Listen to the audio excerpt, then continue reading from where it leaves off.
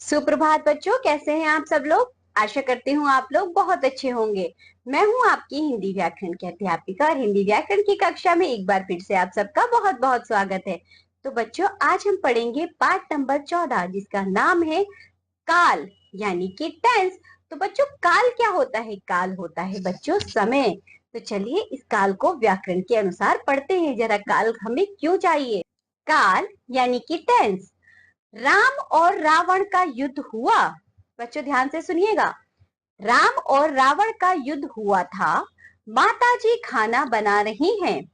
हम कल जयपुर जाएंगे। तो बच्चों, यहां मैंने 3 वाक्य बोले। आप जरा पहले वाक्य पर ध्यान दीजिए। राम और रावण का युद्ध हुआ था, यानी कि बच्चों जो काम हो चुका है, बीत चुका है, उसकी वही बात हमें समझ में आ रही है ना। राम और रावण का युद्ध हुआ था, अभी हो तो नहीं रहा ना, और ना ही होगा भविष्य में। हमने कहा कि हुआ था। माता जी खाना बना रही हैं, तो बच्चों ये अभी के समय की बात हो रही है कि माता जी खाना बना रही हैं। हम कल जयपुर जाएंगे, और जो बच्चों समय आने वाला है, इसमें वह बात हमें समझ में आ रही है। तो वाक्यों से काम करने के समय का पता चल रहा है कि काम कब हुआ है, हो चुका है, हो रहा है या होगा। इस प्रकार क्रिया के जिस रूप से क्रिया के होने का समय तथा उसकी पूर्णता या अपूर्णता का बोध हो उसे काल कहते हैं। काल के 3 भेद हैं: वर्तमान काल, भूतकाल, भविष्यत काल। सबसे पहले देखिए वर्तमान काल। क्रिया के जिस रूप से कार्य के वर्तमान समय में होने का बोध हो उस काल को वर्तमान काल कहते हैं। जैसे नेहा खेल रही है, तो बच्चों अभी के समय की बात हो रही है ना, तो इसे हम कहेंगे वर्तमान काल। वह निबंध लिखता है।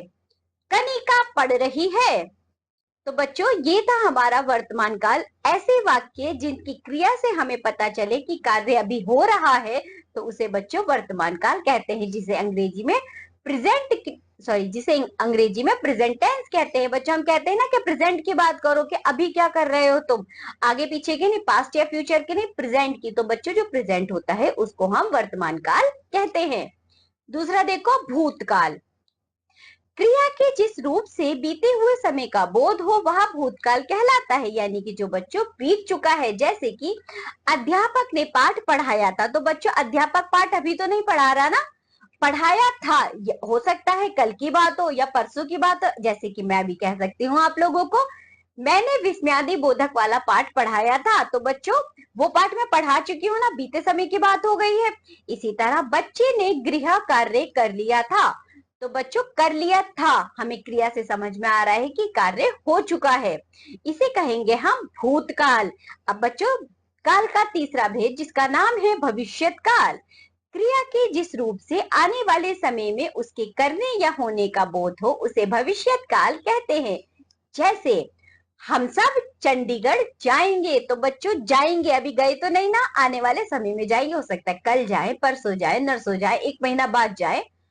तुम घर कब आओगे, पूछ रहे हैं बच्चों, कब आओगे।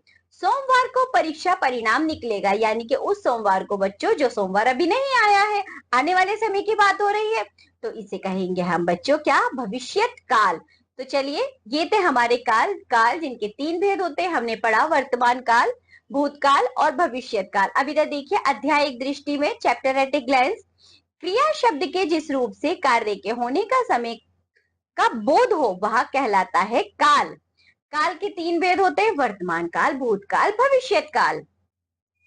बच्चों यहाँ पर देखो अब जरा, सबसे पहले हम पढ़ेंगे बहुविकल्पीय प्रश्न यानी कि मल्टीपल चॉइस क्वेश्चन। क्रिया के जिस रूप से बीते हुए समय का बोध हो उसे कहते हैं बच्चों भूतकाल। काल काल के 3 भेद होते हैं, आप इसे यहाँ लिखेंगे। क्रिया के जिस रूप से वर्तमान समय में काम के होने का बोध हो वर्तमान काल कहलाता है। निम्नलिखित प्रश्नों के उत्तर दीजिए। Answer the following questions. काल किसे कहते हैं? क्रिया के जिस रूप से कार्य के होने सॉरी क्रिया के जिस रूप से काम के समय का होने का पता चले तो उसे कहा जाता है बच्चों काल। काल के कितने भेद हैं, नाम लिखिए। काल के 3 भेद हैं, आप नाम लिख देंगे, वर्तमान काल, भूतकाल, भविष्यत काल। वर्तमान काल एवं भूतकाल में अंतर बताइए बच्चों। आप लिख सकते हैं वर्तमान काल में क्रिया के समय से हमें ये पता चलता है कि कार्य अभी हो रहा है, और भूतकाल में बच्चों हमें ये पता चलता है कि कार्य बीते हुए समय में हो चुका है।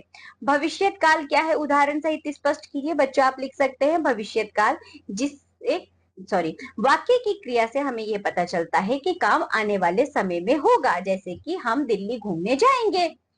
रिक्त स्थान भरिए, fill in the blanks. Shyam ने खाना, इसे बच्चों हमें भूतकाल में बनाना है, तो आप इसे क्या लिखेंगे, शाम ने खाना खाया था। माँ ने पकोड़े, अब बच्चों इसे भी भूतकाल में बनाना है, तो क्या होगा, माँ ने पकोड़े बनाए थे। रीना रोज कपड़े धोती है, क्योंकि इसे हमें वर्तमान काल में लिखना है। मीरा शादी में आएगी, क्योंकि इसे हमें भविष्य काल में लिखना है। अर्नब नदी में जाता था। आगे बढ़ते हैं। निम्न वाक्यों में काल बताइए। Types of tense in the following sentences. पहला देखो, हम सब चंडीगढ़ जाएंगे, तो बच्चों ये काल का कौन सा भेद है, भविष्य काल। कनिका निबंध लिख रही है, यह है वर्तमान काल। चाचा जी खाना खा चुके थे, यह है बच्चों भूतकाल। तुम घर कब आओगे, यह है भविष्य काल। भविष्य काल के 5 वाक्य लिखे। Write 5 sentence on future tense. जैसे बच्चों भविष्य काल के आप 5 वाक्य लिखेंगे, ये लिख सकते हैं आप, यानी कि आने वाले समय में आप क्या क्या करना चाहते हैं उनके 5 वाक्य यहाँ पर लिखिए। आगे बढ़ते हैं। नीचे दी गई क्रियाएं अपने काल से भटक गई हैं, उन्हें उनके सही काल में पहुंचाइए। जरा देखो बच्चों, वर्तमान काल, भूतकाल, भविष्य काल के बॉक्स दिए, हमें कुछ क्रियाएं दी हैं, जैसे कि खाएगा, तो बच्चों यह है भविष्य काल की क्रिया। गया, तो यह है बच्चों भूतकाल की क्रिया।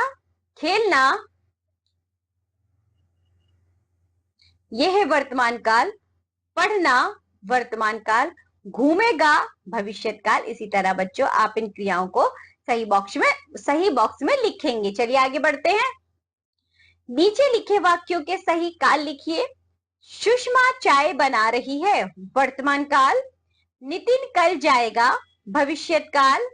रवि पढ़ता है, वर्तमान काल। रागिनी नाचती है, वर्तमान काल। अंकिता ने गाना गाया, तो ये है बच्चों भूतकाल। तो चलिए ये थे कुछ काल के उदाहरण जो कि हमने पढ़ा, तो इसी के साथ ये पाठ होता है यहाँ पर समाप्त। आज मैंने आपको जो भी पढ़ाया है आप लोग उसका अच्छे से अभ्यास करेंगे, काल को सीखेंगे। तो अब हम मिलेंगे आपसे अगली कक्षा में, तब तक के लिए बाय बच्चों।